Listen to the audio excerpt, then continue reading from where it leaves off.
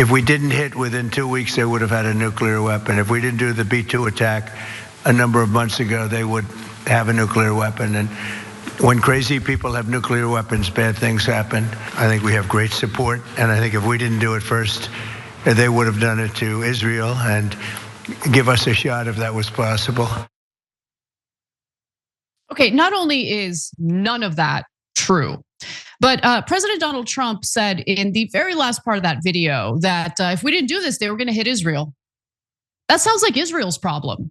But the real question here is, why is it that regardless of which president we're talking about, in this case, of course, it's President Donald Trump, they insist on being humiliated in front of the American people on the world stage on behalf of Israel? Why do they like to get dog walked by a foreign leader?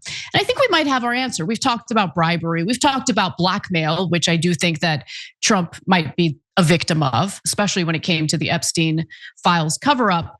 But there's something else at play here. And I think it has to do with the fact that it's very obvious the Israelis have been spying on the United States and the Trump administration in particular.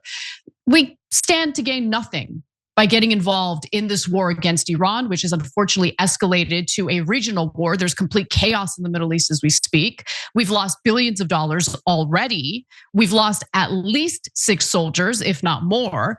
And Iran is not a threat to the United States. Their ballistic missiles couldn't even reach the US. So why did we get involved in this? And it does look like Israel has Trump by the balls. Let's just keep it real. And it's clear they've been spying on him because it's being reported as such. So let's start off with Shalom Lipner, who worked for the Israeli government and for various pro-war think tanks here in the United States. He writes, Israeli intel obtained information earlier this week that raised suspicions that communication had taken place between Iran and the administration to discuss a ceasefire. Oh, wow, how scandalous. Possible ceasefire? How could that happen? Netanyahu called White House officials on Monday and asked if talks or exchange of messages happened. How dare you engage in potential diplomatic talks to end the bloodshed in the Middle East, Trump? Have you been having conversations with the Iranians behind my back? Now, where did this reporting originate from? Well, someone who worked for Israeli intel until like yesterday, and that was Barak Ravid, who reported this for Axios, saying that Netanyahu sought clarifications from the White House earlier this week after intelligence suggested Trump administration officials might be communicating with Iran. How did the Israelis get this intel about communications between the United States and Iran? I wonder. So you look into the piece or the compilation of bullet points that the former Israeli intel agent wrote for Axios. And he says that Netanyahu's outreach suggests that the Israeli government is concerned about a scenario in which the US pursues a ceasefire before all of Israel's war objectives have been achieved. Is there anyone seriously suggesting that this war isn't all about Israel and what they want? It's just so abundantly clear. You have Marco Rubio, Secretary of State, just saying it to us plainly. Of course, he probably was pulled aside after he admitted that the US got dragged into this war on behalf of Israel and was told by his masters that he better walk it back. And he tried to and looked like a clown while he was doing it. But nonetheless, this is all about Israel. That's it. This does not benefit the United States in any way, shape, or form. On Monday, Barak Ravid writes, Netanyahu called White House officials and asked if such talks or exchange of messages happened. The White House told Bibi that the Trump administration wasn't talking to the Iranians behind his back. Don't worry, Bibi, I'm not talking to him. I swear I'm not talking to anybody you don't want me to talk to. I'm not cheating on you. Embarrassing. This is supposed to be the most powerful country in the world. What a joke. A US official said Special Envoy Steve Witkoff and Trump's advisor and son-in-law, Jared Kushner, talk almost every day to their daddy, Benjamin Netanyahu, to the director of Mossad, David Barnea, another terrorist, and other Israeli officials. And that regardless of ups and downs in the past, the coordination over the last month was very close. Don't worry, baby. I'm devoted to you, not to the American people, not what's in the best interest of my own country, but for a tiny, irrelevant country in the Middle East that is belligerent, that is a pariah state, that has leached off the American people for many, many decades now, and has dragged us into wars that has cost US taxpayers literally trillions of dollars. That's supposed to be an ally? It actually sounds like we have an enemy of the state grabbing our presidents by the balls and humiliating the American people in the process of doing so. That's the reality of the situation. But anyway, why don't we move on to our next story? Because there's a lot to get to. The escalation that we're seeing in the Middle East is absolutely devastating. And the real question here is, was there a good faith effort to engage in peace negotiations? Was there a good faith effort to negotiate with the Iranians prior to the devastating strikes that the United States carried out on behalf of Israel, which has now led to complete and utter chaos in the Middle East? That's the question. Let's get to the details. They've been enriching well beyond the number that you need for civil nuclear. It's up to 60%. They're probably a week away from having industrial grade bomb making material, and that's really dangerous. I think we can all agree that that was an incredibly strange statement to make as the Middle East envoy who's supposed to be engaging in negotiations with the Iranians. Now, that was, of course, Middle East envoy Steve Witkoff, prior to the US sparking a devastating war against Iran, which has now escalated to a regional war in the Middle East. Why did he say that? Why did he lie? Which, of course, would undermine negotiations with the Iranians. Could it be that maybe Steve Witkoff wasn't acting in good faith to begin with? Now, we're learning that Witkoff might have been undermining these peace talks entirely. Now, the real question is why, and we're gonna get to that in just a second. But first, here's what we've learned thanks to an exclusive by MS Now. They apparently spoke to a Persian Gulf diplomat who threw cold water on some of the narratives coming from Steve Witkoff following these meetings and these talks. Don't forget, Noble Mobile saving you a ton of money. So a lot of people are signing up now and beginning to realize, what the hell, why am I paying so much to Verizon and AT&T? So your bill's only $50 a month, but it can actually be less because they give you money back if you don't use your data. So if you're paying more than $50, there's no reason to not switch. It's crazy not to switch because same phone, same number, same contacts, literally nothing changes. TYT.com/switch, TYT.com/switch. All right, we'll be right back. Ahead of the war, Witkoff lied and told Fox News. In that first meeting, both the Iranian negotiators said to us directly, with no shame, that they controlled 460 kilograms of 60%, meaning 60% enriched uranium. Okay, that's what he said in a Fox interview, referring to the uranium's level of enrichment. And they're aware that that could make 11 nuclear bombs, very specific, 11 nuclear bombs. And that was the beginning of their negotiating stance. So he's claiming, look, the Iranians show up, they tell us that they're like minutes away from causing complete chaos in the world. They're about to make 11 nuclear bombs. He even went on to say this during that Fox interview, quote, they were proud of it. They were proud that they had evaded all sorts of oversight protocols to get to a place where they could deliver 11 nuclear bombs. Now, just real quick, this is a bit of a tangent, but it's important for you to know. As vicious as you may have found the Ayatollah to have been, Ayatollah Khamenei, the fact of the matter is he was really the only figure in Iran that was holding Iran back from racing toward building a nuclear weapon. He had put out a fatwa against nuclear weapons. It's against, the Shiite interpretation of the Muslim religion. So he was very much against building nuclear weapons. Well, they assassinated that guy. And now there's no brakes on that car. So if you're looking at Iran's targeting of civilian infrastructure, and let's be clear, they are targeting civilian infrastructure. Number one, no one in the West really has a leg to stand on if they're going to clutch their pearls about that. I have been speaking out pretty vociferously against targeting civilians and civilian infrastructure. So I'm going to go ahead and say that I do have a moral leg to stand on. And when Iran does that, it's wrong. But it doesn't matter what I think or what I have to say, because fact of the matter is, the one person who was serving as the brakes to that car, Khamenei, was assassinated. So now you have some hardline figures, seeing this, I believe accurately, as an existential threat to Iran. And they're going for it. And I think that's pretty clear based on, the bombings we've seen in Tel Aviv, which Israel doesn't want us to know about.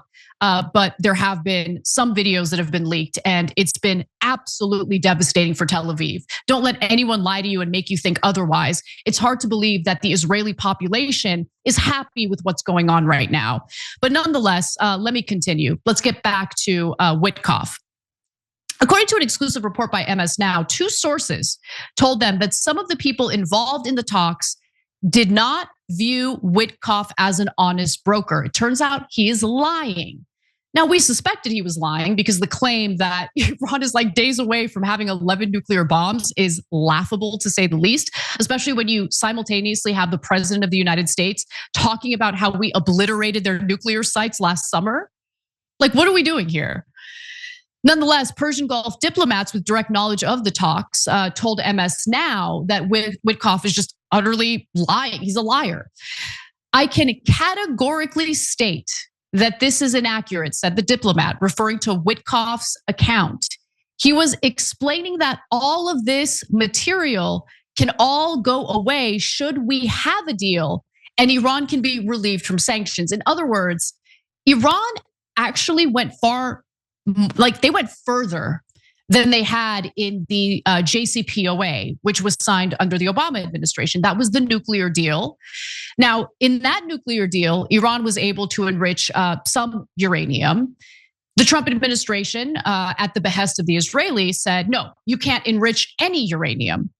Now, the real question is, was Iran willing to accept those conditions? Stick around for that. The same Persian Gulf diplomat said that Witkoff also presented a bogus misrepresentation of himself as a man of peace, which I'm definitely believing these days. But he says Mr. Witkoff conducted himself in a manner not befitting the office he represented.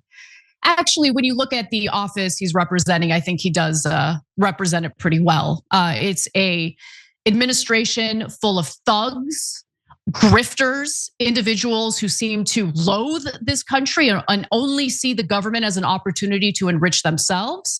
The American people are totally getting shafted under the Trump administration, and our soldiers are getting dragged into a war they should not be involved in, which could escalate to something far worse. And it appears we are going in that direction. Now, a spokesman from the White House denies that Witkoff was misrepresenting anything that took place or transpired during those talks. But I actually would like to turn to an interview that took place days prior to the US striking Iran. Because who you're about to hear from is the Omani foreign minister. He's the individual who was mediating the negotiations between the United States and Iran. And here is what he said the Iranians were willing to agree to. Again, going much farther than they were willing to go under the JCPOA. Take a look. I believe is the agreement that Iran will never ever have a nuclear material that will create a bomb. So you're saying all enriched material would be shipped someplace else, not Russia, but No, the current stockpiles that still exist. the things that are still in Iran. I think that there is agreement now that this will be downblended to the lowest level possible. Okay. To a neutral level, a natural level, which means and converted into fuel, and that fuel will be irreversible. That would be significant if Iran agreed significant. to that. It is very significant, and I think we have agreement on that. But as the incredibly knowledgeable and intelligent audience of mine knows, this wasn't ever about weapons. It wasn't about enriched uranium. It was always about what Benjamin Netanyahu and the Israelis have wanted for literally decades: regime change in Iran. They want a weak Iran so they don't have to face any challenges as the regional hegemon, of course. And as they expand their borders and engage in their ongoing, colonial project, they don't have to worry about any pushback. Iran is decapitated, essentially, weakened, destabilized, turned into a failed state. That has been the goal all along. That is the reason why Trump entered this war without a real plan about what happens should the IRCG fall. Because chaos is the point. A failed state is the point.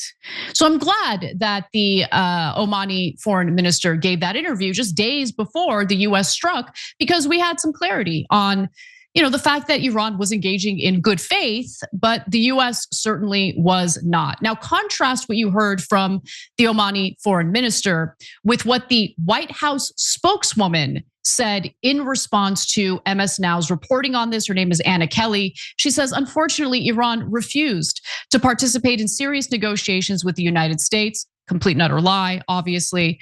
So the president took courageous action to destroy their ability to have a nuclear weapon, launch or produce ballistic missiles, or arm terrorist proxies. Okay, well, if that's what the war is about, and that's what Trump managed to succeed in doing, then why are we still involved? In fact, why are there conversations about potential US troops on the ground in Iran? Because this was never about weapons. This was never about fearing that the Iranians had the capability to strike the United States. Now, they did pose a threat to Israel. That wouldn't be the case if Israel didn't want to engage in an expansionist project, but they do want to engage in an expansionist project. Therefore, Iran needed to be dealt with. And they're basically dragging the United States to do their dirty work for them. And by the way, in the meantime, they're escalating war with Lebanon, because that's one of the countries they want to annex land from, of course. So it is clear that Iranians genuinely did want to make a deal. The Persian Gulf diplomat added that the foreign minister of Iran, Araghchi, said that he was prepared to stay in Oman and continue talking with Witkoff and Kushner for as long as it took. Quote, even if it's 1 to 2 weeks. But Witkoff and Kushner said they needed to leave the following day to visit the US aircraft carrier Abraham Lincoln. The truth is, again, never about weapons. And I want to go to one other graphic here before we talk a little bit about why Witkoff would engage in bad faith, especially as someone who really wanted to tout himself as a peacemaker. Well, there is someone that Jared Kushner and Witkoff, the two individuals who are supposed to be negotiating with Iran, have been communicating with every day. And this was reported by Barak Ravid over at Axios today.